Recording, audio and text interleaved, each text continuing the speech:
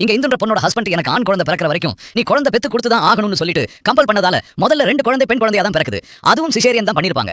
இதுக்கு மேல கன்சீவ் ஆகி ஆபரேஷன் பண்றது உன் உடம்புக்கு நல்லது இல்லன்னு சொல்லியும் ஆம்பளை பையன் வேணும்னு சொல்லிட்டு கேட்டதால அவங்க 3ஆவதும் கன்சீவ் ஆகி எப்படியோ ஒரு வழியா ஆம்பளை பையனும் பிறந்துடுறான். அந்த குழந்தைக்கு பேர் வைக்கும்போது கூட உங்க வைஃப் கிட்ட ஒரு வார்த்தை கேளுன்னு சொல்லிட்டு சொன்னா பொம்பளைங்களுக்கு அதெல்லாம் ஒண்ணும் தெரியாதுன்னு சொல்லிட்டு சொல்லிடுறாரு. பையனை மட்டும் ஒரு தோல்லையே போட்டு விளக்குறாரு. பொண்ணுங்களை ரொம்ப கேவலமா ட்ரீட் பண்றாரு. இதெல்லாம் பாக்குற இந்த பயங்கரமா வருத்தப்படுறாங்க. ஒரு நாள் கோயிலுக்கு போகும்போது இவ கூட எம்பிஏ படிச்ச ஒரு பொண்ணை பாக்குறா. அவளுக்குமே இப்ப எம்பிஏ முடிச்ச உடனே கல்யாணம் ஏற்பாடு பண்ணிருப்பாங்க. ஆனா இவன் நான் பிசினஸ் பண்ணணும், என் கரியரை ஸ்ட்ராங் பண்ணணும்னு சொல்லிட்டு கேட்டதால இந்த பொண்ணை கட்டிக்க இருந்தவரும் இந்த பொண்ணுக்காக சப்போர்ட்டா நின்னுப்பாரு. இப்ப அந்த பொண்ணு அவ ஆசைப்பட்ட நிலைமைக்கு வந்துட்டா. அதனால இப்பதான் நான் கல்யாணம் பண்ணிக்க போறேன்னு சொல்லிட்டு அந்த பொண்ணு கிட்ட சொல்றா. இது வரைக்கும் நான் எம்பிஏல ஆவரேஜான ஒரு ஸ்டூடெண்ட் தான். ஆனா நீ கோல்டு மெடலிஸ்ட், நீ என்ன பண்ணிட்டு இருக்கேன்னு சொல்லிட்டு கேக்குறா. இந்தோட ஹஸ்பண்டும் இந்த கேள்வியை கேட்ட உடனே நான் கோயிலுக்குள்ள போறேன்னு சொல்லிட்டு போயிடுறாரு.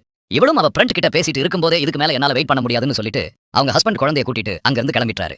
இப்ப அவளோட ஃப்ரெண்டே அவ வீட்ல வந்து டிராப் பண்ணிட்டு போறா. அவளோட ஃப்ரெண்ட் அவ மீட் பண்ணதுக்கு அப்புறம் தான் நம்மளோட கேரியரை நம்ம தொலைச்சிடுமோன்றது அவளுக்கு தோணுது.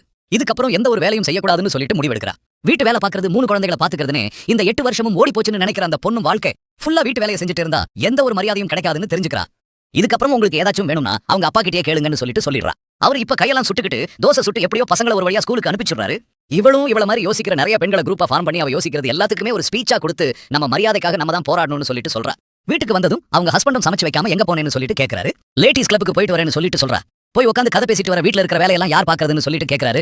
இது வரைக்கும் நான் பார்த்தேன், இதுக்கப்புறம் நீங்களே பாருங்கன்னு சொல்லிட்டு சொன்னா பொம்பளைங்க வீட்ல சும்மா இருக்க கூடாதுன்றதான் வீட்டு வேலையெல்லாம் செய்யறது. அது உங்களுக்கு யோகா மாதிரி உடம்புக்கு நல்லது. அப்படியே இருந்தாலும் இப்பெல்லாம் எங்க வேலை செய்றீங்க? எல்லா வேலை செய்யறதுக்கும் மிஷின் வந்துருச்சு. எல்லாத்தையும் 5 நிமிஷத்துல முடிச்சிடலாம்னு சொல்லிட்டு சொல்றாரு.